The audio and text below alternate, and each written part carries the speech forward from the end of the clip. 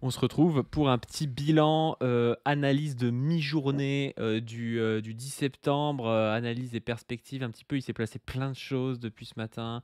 Beaucoup de gens se sont mobilisés, en France, pour essayer de, bloquer, des grands axes routiers. Il y a eu, et il y a toujours en cours, hein, des blocages, des grèves, des manifestations qui se préparent, des assemblées générales et tout ça, malgré une répression, assez énorme. Alors, Retailleau l'avait promis, c'est chose faite. Il y a une répression qui est assez zinzin, notamment parce qu'il y a, 80 000, policiers qui sont mobilisés, alors même que, là, on n'est pas sur une journée comme, les manifestations retraite avec l'intersyndicale où il y avait, des millions de personnes dans la rue, ou les gilets jaunes qui étaient un samedi, où il y avait du coup énormément de personnes aussi.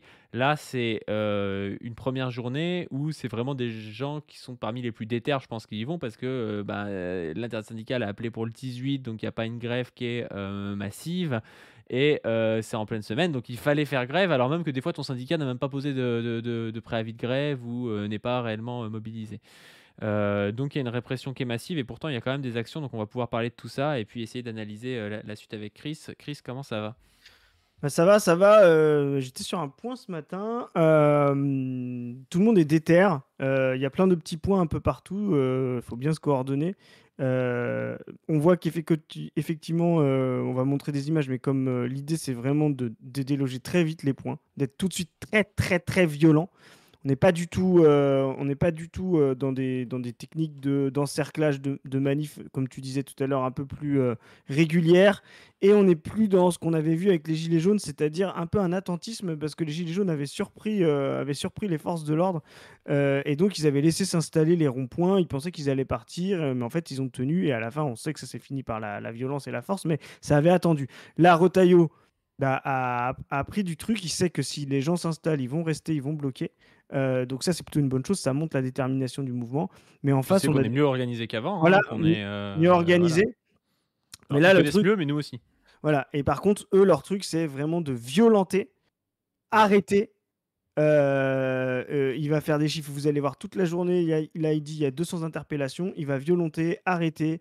Attention, il va y avoir, je pense, des gens qui vont être déférés très vite. Ça va vraiment être une technique d'ultra-violence physique, policière et judiciaire pendant la journée pour justement dissuader les manifestants et le blocage. Ce qu'il faut absolument, c'est euh, garder notre calme, utiliser les méthodes qu'on a, on va le voir en manif pour pouvoir tenir, pour pouvoir bouger rapidement. Si vous êtes pris en garde à vue pour justement être capable de aussi voilà, savoir répondre. Mais en tout cas, il ne faut pas entamer le mouvement et il faut que justement cette réponse un peu violente montre qu'il y a une détermination derrière et qu'elle s'amplifie les jours à venir. Ouais, ouais, ouais, bah, on va, faire, on fait une capsule très rapide, pour plusieurs raisons, nous autour de ça, entre midi et 2, et puis, en plus de ça, vous aurez pas forcément le temps de voir un truc très long si vous êtes, parmi ceux qui, se bougent et tout. Donc voilà, c'est pour ça d'ailleurs qu'on a une miniature un petit peu artisanale faite par Chris, cette fois-ci parce que, ben, le la lutte oblige. On va commencer juste par un tweet de, Zoé, qui nous informe: «Rappel, garde à vue, vous avez le droit d'avoir un avocat, de prévenir vos proches, de garder le silence et de voir un médecin. Demandez au médecin en début de garde à vue de noter l'absence de traces de coups et blessures au cas où la situation en fin de garde à vue soit différente. Force». Ça, c'est important pour ceux, qui vont se faire prendre. C'est juste pour vous faire passer, le message. Alors, il y a plein de choses. Encore une fois, on va tout voir assez rapidement parce que, vous pourrez aller voir, directement sur, Twitter. Il y a plein, plein, plein, plein de trucs. Mais pour pouvoir le commenter et en faire l'analyse, il y a Louis Billan qui a interviewé un syndicaliste de chez Sud Amazon parce que la plateforme Amazon a été bloquée dans le Nord à Lovin-Planck. Je ne sais pas si ça se dit Lovin-Planck, mais cette plateforme Amazon a été bloquée dans le Nord.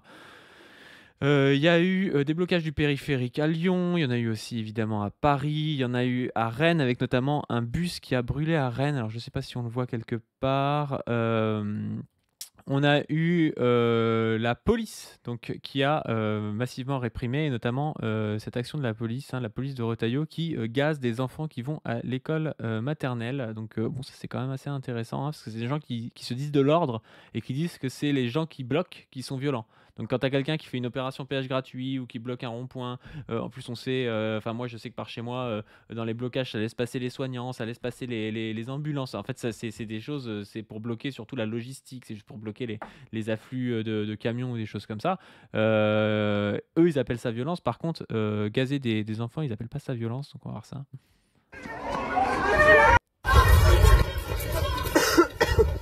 Voilà, ça gaze les enfants qui vont à l'école.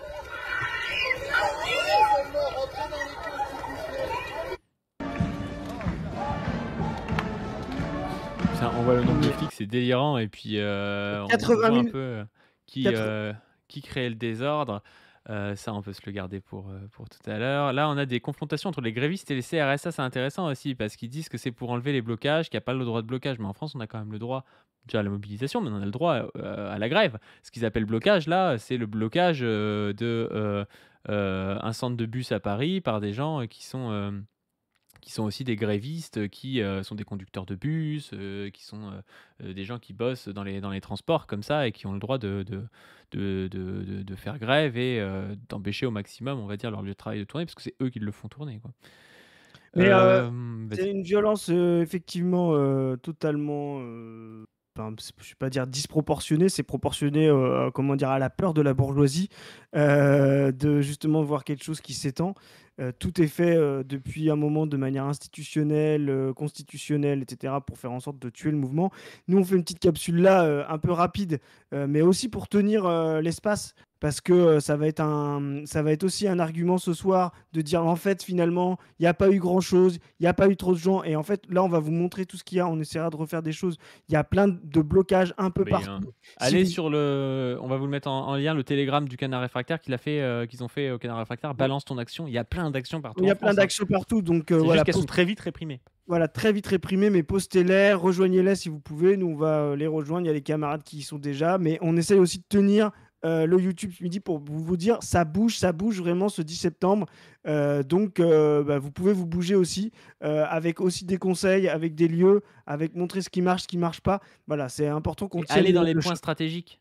Plateforme Amazon, c'est intéressant, mais par exemple à Lyon, je sais qu'ils sont en train de bloquer à Frézin là, la plateforme pétrolière, la raffinerie. Ça, c'est des points extrêmement stratégiques. Il faut à la fois qu'il y ait plein d'actions partout pour que les flics doivent donner en fait un peu, ça sache plus où donner de la tête, quoi. Mais qu'il y ait aussi une capacité à tenir les points stratégiques qui font qu'il y a un bras de fer avec la bourgeoisie, parce que la production s'arrête quand il n'y a plus d'électricité, quand il n'y a plus de pétrole, quand les ports sont bloqués ou des choses comme ça, et ça c'est important. Et si on peut les tenir jusqu'au 18 et que la grève par exemple s'amplifie le 18, ça peut vraiment avoir un effet boule de neige, quoi. Donc c'est pour ça que c'est important, et c'est pour ça d'ailleurs que Retailleau le sait et tape très très très très fort sur les gens pour les empêcher de faire ça. Et comme tu dis, il y a de la propagande en face de droite. Moi, ça m'amuse trop. Allez voir Frontières. Vous allez sur le X de Frontières. Moi, à chaque fois qu'ils dénoncent un truc en mode ce manifestant a fait je sais pas quoi, moi je me dis c'est trop basé et tout. Genre, tu sais, à chaque fois ils filment en mode c'est Ouais. très grave, ce manifestant a bloqué un truc. Moi je me dis putain, il est trop fort et tout. Et c'est trop drôle. Et là, ils ont partagé une vidéo de CNews qui tente d'interviewer des lycéens avec des lycéens un peu basés. Vous allez voir ça. Jeune fille qui est juste derrière. Demandez à cette jeune fille qui est juste derrière vous, par exemple. Retournez-vous. Demandez-lui si elle veut parler à la caméra. Il veut. Demandez. Je suis pas sûr, parce que j'ai pas entendu du bien sur vous. Est-ce qu'elle veut Est-ce que vous voulez vous exprimer, savoir est-ce que pourquoi vous vous voulez dire manifestez quelque ici? chose On va y aller. Bon, écoutez, Pascal, je crois que c'est un petit peu difficile. Tu vois, alors, c'est trop drôle parce que c'est des mecs, ils ont 60 ans et tout, ils ont jamais foutu un pied dans une manif ou je sais pas trop quoi. Et Pascal Pro, il est là, demandez à la petite fille, un truc. Et tu vas voir, regarde ce qui se passe. Ah ben voilà. Alors, je vous Voilà. très bien. Non mais c'est intéressant Voilà, de les je crois écouter que- parce que non mais c'est toujours vraiment très intéressant d'écouter ces jeunes gens. Merci Valentin. Voilà. Trop le seum, Pascal Pro. Oui, bah voilà. Mmh. Donc on voit bien qu'aujourd'hui qu'il y a deux camps, et notamment dans les médias, les gens sont... il y a massivement une propagande de droite qui dit qu'on bloque le pays, que c'est l'extrême gauche, machin, que c'est des éléments radicalisés et tout ça. Bon, maintenant, on passe peut-être à l'analyse. On fera une autre capsule à un autre moment des réactions de la bourgeoisie. Là, j'avais la réaction du PS, mais ça sera dans la réaction de la bourgeoisie, j'imagine. Qu'est-ce qu'on doit retenir de la journée et quelle perspective pour la suite? Moi, la perspective, j'essaye d'aller vite. quelque chose qui est intéressant, c'est que c'est vraiment donc on a vraiment une manifestation qui essaye de sortir des codes et qui utilise justement tous les codes de blocage stratégique, etc. En dehors, on va dire, des logiques de manifestation, etc. Donc ça, c'est très très bien. Deux, on voit qu'on a échappé à la récupération, moi je vais le dire à l'inverse, à la récupération par les droitards d'un mouvement libéral, anti-taxe, Nicolas qui paye, etc. On voit que c'est une manifestation maintenant destinée à permettre ce que plus de 80% des gens veulent, c'est-à-dire le départ de Macron, définitivement. Voilà. Macron doit partir, donc c'est le mot d'ordre. Il ne se passera rien tant que Macron sera là. Et nous, on va aller plus loin. Il faut que la 5e République parte. Donc, c'est très, très bien. Et maintenant, dans les perspectives, on sait que c'est une manif qui se veut radicale, qui veut rester, tenir, que le gouvernement a compris et qui va essayer de l'empêcher. Et c'est pour ça qu'il a nommé un Premier ministre militaire très vite pour pouvoir réprimer ça avec un Premier ministre. Hein. C'est pour ça que le Cornu est arrivé très vite. On peut le faire tomber lui aussi. On va faire tomber Macron. Et on va tenir des points, il faut tenir jusqu'à la semaine prochaine, etc. Voire même s'il y a une pause, revenir la semaine prochaine avec une option de blocage, c'est-à-dire la manifestation normale des syndicats plus des options de blocage. Il ne faudra pas rentrer chez soi, on ne veut plus rentrer chez soi. Voilà. Donc là, il y a un mouvement. Si ça ne marche pas tout de suite, ne désarmez pas. Anticiper la suite et c'est, on va dire, les premiers soubresauts. Ça va être rejoint ensuite. On aurait préféré que ça aurait été rejoint plus vite par l'intersyndicale. Mais en tout cas, il y a des choses, il y a des gens qui se bougent et il y a des gens qui se bougent pour le mieux, pour l'égalité, pour l'émancipation et pour la sortie de ce système de répression néolibérale et de violence. Voilà. Moi, je me souviens, pendant les manifs retraites, ce qui avait aussi permis parfois de faire tenir le truc, c'était les manifs sauvages le soir. C'était alors évidemment, je vous invite pas à faire des manifs sauvages parce que c'est interdit, hein, donc voilà, hein. Mais ça avait permis quand même de tenir un petit peu avec des coups d'éclat, avec des choses qui étaient médiatisées et tout. Et c'est vrai qu'il faut, je pense, aujourd'hui une convergence de différents modes de lutte qui sont parfois un petit peu originaux et qui permettent justement que les forces de police, elles aient la journée en fait à 5h du matin, faut qu'ils aillent sur le piquet de grève de je sais pas quoi, et puis à 8h, faut qu'ils aillent à la manifestation de je sais pas quoi, Voilà. et puis à 10h, il y a le péage, et puis en fait, il y a souvent des gens un peu plus jeunes qui font des manifs sauvages le soir, toute la nuit et tout. Et en fait, c'est ce truc-là qui faisait que la situation C'est du était un peu relais. ingérable et qu'il y avait qu'il y avait de la pression, quoi. Ouais, une sorte de relais et une sorte de fluidité aussi dans les modes d'action, quoi.